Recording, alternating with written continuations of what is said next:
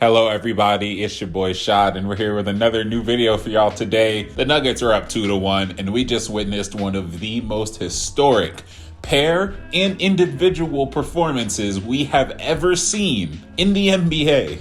This is the first video of two, hopefully today. The next one will be about Christian Braun because he had himself a breakout game in the finals, but this slot is definitely reserved for our dynamic duo. We saw the world's first 30-point, 20-rebound, 10-assist game in the NBA Finals. That was Nikola Jokic. And we saw the very first pair of teammates to both have a triple-double in the same game. Not just the finals, not just the playoffs, in NBA history. They're establishing themselves above the rest of the competition. And today I want to highlight some of the great things that both Jamal Murray did and Nikola Jokic did in this game because they both have earned their flowers greatly. I want to start this video off by talking about, I think, the thing that is talked about the most when it comes to Nuggets discourse, and that is the two-man game between Jokic and Murray. Specifically, I want to focus on Jamal's part in this equation because I think he is the swing factor in whether or not we win a game, even if Jokic is performing really well, like we saw in Game 2. And speaking of Game 2, the strategy for the Heat that they newly employed in that game as opposed to Game 1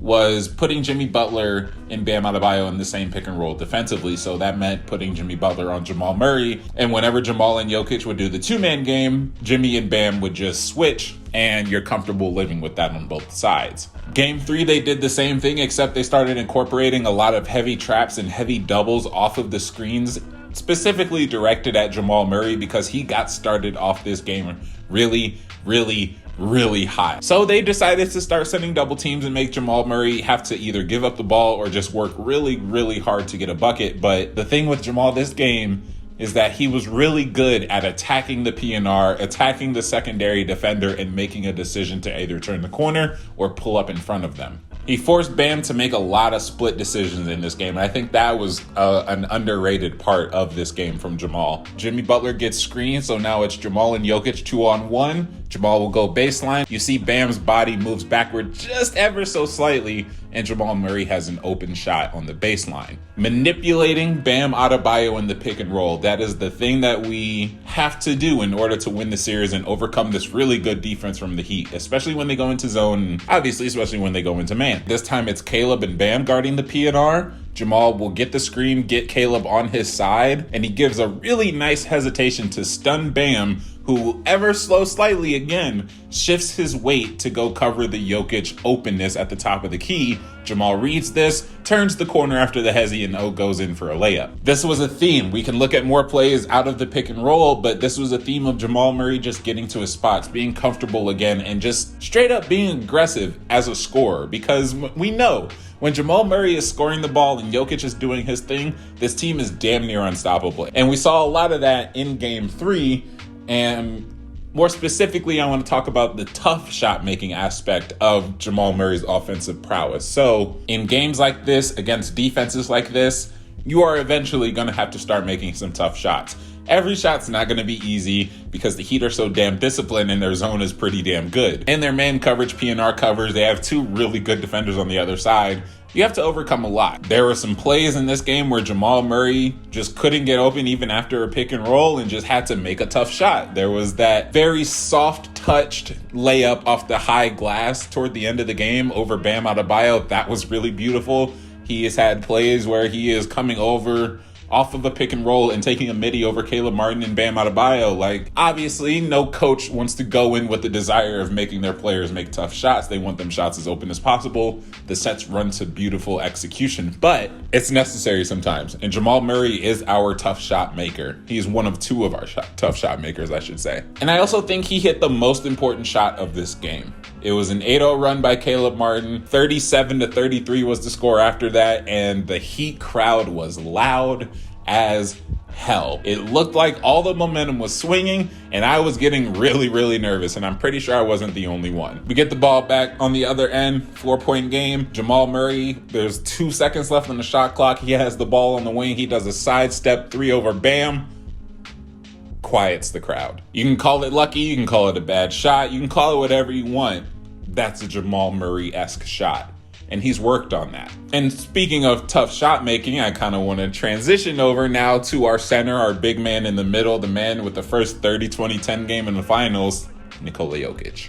32 points, 21 rebounds, 10 assists, 2 blocks. 57% from the field, 50% from 3, and 87% from the free throw line. He is the best player in the finals. He was the best player in the Western Conference Finals. He was the best player in this postseason, and he is the best player in the league. I can go on and on stating his greatness and saying that, I think he's quelled all the narratives, that he had a really good defensive game, which we'll talk about in a little bit, or that he's the best offensive player in the league and a top 5 offensive player ever. I could say all those things this video. That'll be for later. But for now, we're just going to talk about this game because there are some things that I really like. I want to appreciate Jokic continuing to punish those mismatches that he gets because Bam is making Jokic's job a little bit harder. Jokic is just overcoming a lot of that and punishing when Bam isn't on him. So he scored on Kevin Love, scoring on Caleb Martin, scoring on Gabe Vincent, scoring on Jimmy Butler, scoring on Cody Zeller. Like, it didn't matter who you threw at Jokic this game. Jokic took the pockets and the looks that were given to him. He made really quick decisions when it came to scoring. I think he recognized that eventually the passing will come along. You've got to take what the defense is giving you and punish them for giving it to you.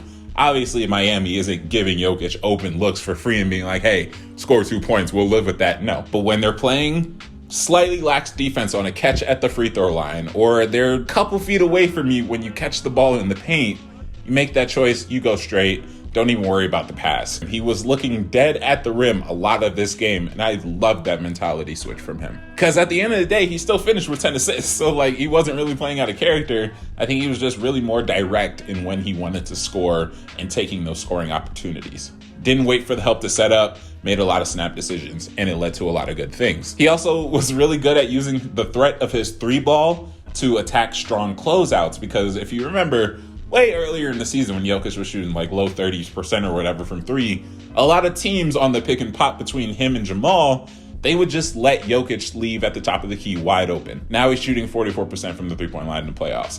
Now players like Bam have to consider the fact that he is going to knock down that favorite left wing or top key 3 that he loves to take. And Bam did it several times where he'll close out, Jokic, pump fake, and he drives right by him. And this led to Jokic points, and it also led to Jokic assists. Jokic is open on the left wing. Bam comes and does a strong contest. Jokic does an up fake, drives by him, and now it's a 2-on-1 with him and AG. You might as well just throw 2 points on the board because Jokic will throw it up. AG will knock it down. On this next play, it looks like Miami's in a 1-3-1 zone. Jokic will flash to the open spot down near the left side baseline. He'll get the ball and go straight at Bam to draw him in on the help. Christian Brown notices this. He'll cut baseline right behind Jeff Green and go up for a dunk. That's an easy 2 points against the zone. As I mentioned earlier in the video, Jokic did have a really good defensive game, and I did want to touch on it just a little bit before I head into this last topic.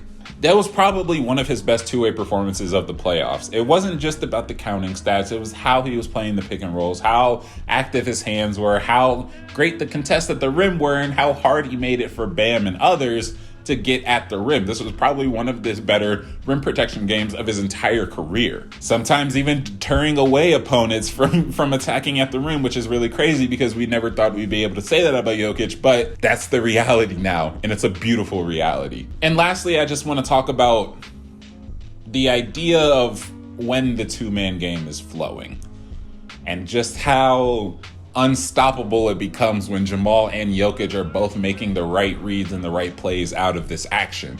And more specifically, I want to talk about how Jamal's passing and playmaking has factored into this scheme's increased success. If you've been taking a look at Jamal's career, you've noticed that he has grown as a passer, not just as in the assist numbers, but making the extra pass or connecting pass or the entry pass into the post, right? We used to talk about Jamal Murray not being the greatest at making entry passes to Jokic, and now he does it all the damn time. Now he has 10 assists in his first 3 finals games. That's insane growth, and it really makes me proud to see how much he has taken on that point guard role, the traditional point guard role, while still keeping his scoring and his shots at the level where he wants them and where the team needs them to be. He's becoming a multi-dimensional second option with the ability to be the one option, the ability to play second fiddle, the ability to get everyone else set up, and the ability to get his own. Jamal Murray is becoming a well-rounded, amazing NBA player, and honestly, I'm just really proud of it.